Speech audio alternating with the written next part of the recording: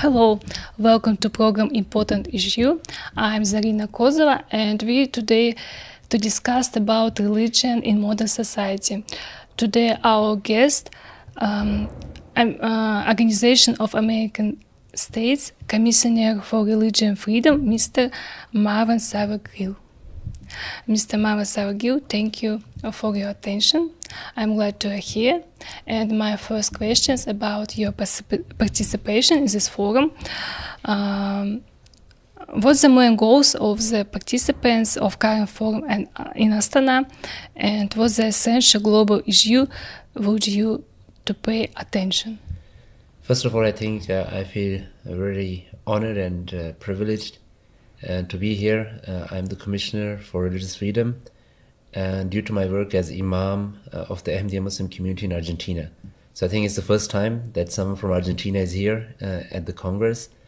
And for me, I think in times of where we see globally so many tensions, so many wars, armed conflicts, but I would see even just if you look regionally, you have so many tensions and polarizations and drifts within the societies.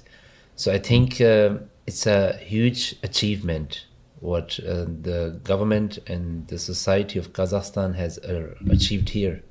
Bringing people from east, west, north, south, from such a diverse religious, ethnic, cultural background, all together for the only sake of peace.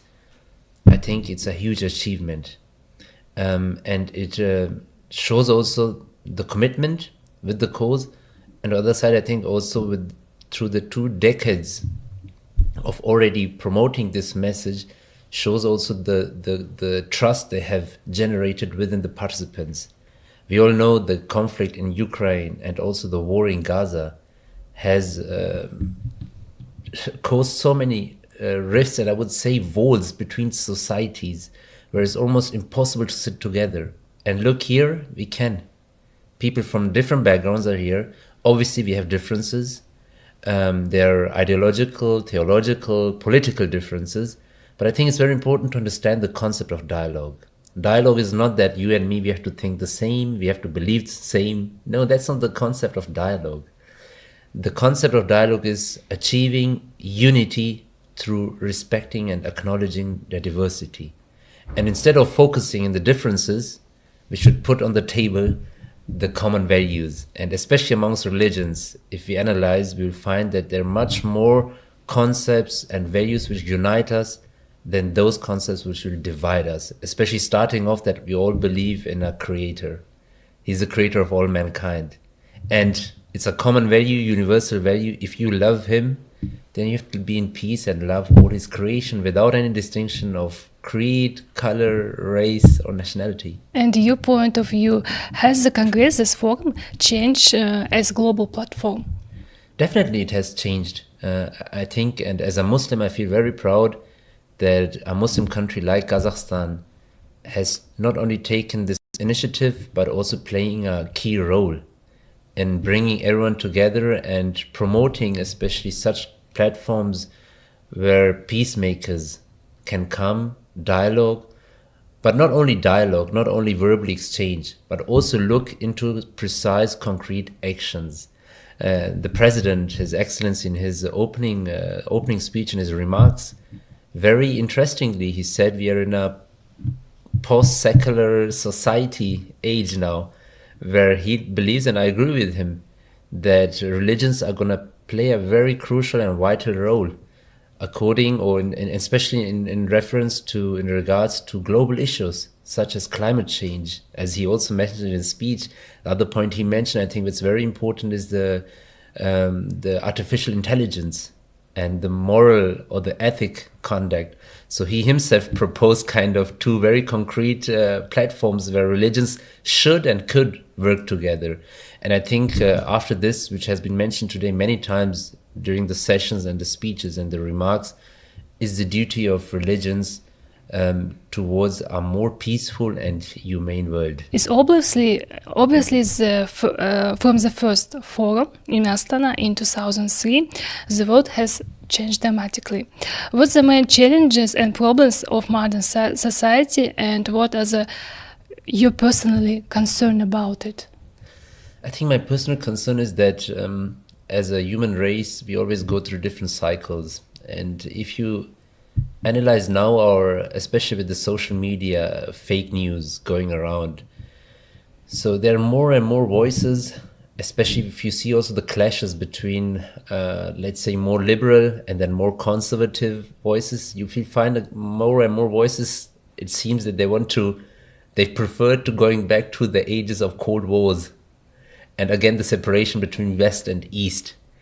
And I mean, I think it would be going backwards in history. And that's why I think it's crucial if we keep this in mind. Because you had not only the armed conflicts, not only the war in Gaza or Ukraine, also I would say the tariff wars happening, the commercial conflicts happening. So I think it's important to understand that we are always going to have differences. I think it's part of our DNA, it's part of our democracy, it's part of our pluralistic, open society. There is always going to be differences. But the issue is, how are we going to react towards those differences? According to my vision, the solution is not that we start building up walls and separating from each other. Rather, the differences should lead us to the table, discuss it. God has given us the talent to speak, rather to use the arms, the weapons. So I think that's why it's so crucial, these kind of platforms, and especially to highlight, as for me as an imam, I think religion is a personal, a very intimate decision. If someone wants to follow any religion, it is his right. But what is important is that we work together to establish the sanctity of human life and the respect for each other. And there I think it's a very crucial role we have to fulfill, and we have to all come together, not only the religious figures, but also the politicians, the academia, the journalists, the media. So I think that's our main challenge. Mm-hmm. Okay. To your mind, what should the government to do in order to not have the generation gap with young people? I think that's also what we see now, the Generation Z, right? And even if you look around in our area in Asia, we just recently had the protests in Nepal, the Bangladesh, Sri Lanka. Zoomers. So you can see that there's a constant frustration amongst the so-called Generation Z, the young generation.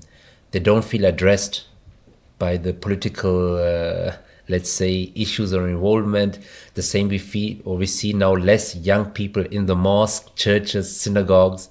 So I think there's definitely a barrier, and we have to connect ourselves with the challenges of the young people. We have to listen to them.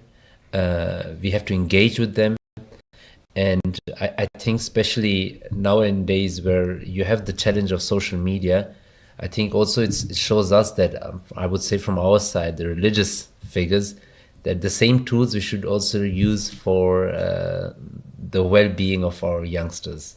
To use the same platforms, but instead of promoting on these platforms hate speech or violence or kind of negative sentiments, we should use the same platforms to promote peace, as you're doing with the podcast, right?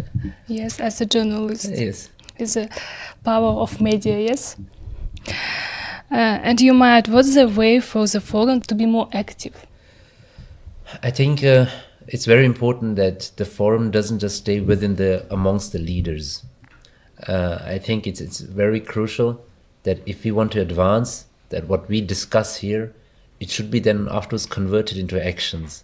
Many times we see, especially speaking about UN and the international organizations and platforms, and that's one of the main critique young people do, that our world leaders, they come together, they sign a very nice joint resolution or statement, they publish on social media, on Twitter, on X, their statements, but afterwards there are no actions.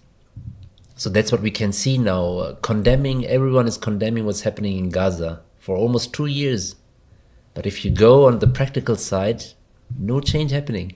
Our world leaders are still urging, criticizing, asking, declaring, but there's no practical solutions. I think it's very important to back up your desires, because we all want peace, peace, peace. There's constantly you're going to hear someone who's a believer or a non-believer, okay, from east, from west, anywhere. That's a very common objective. But peace is not just a sentimental desire. It's not just a verbal expression. You have to work for peace.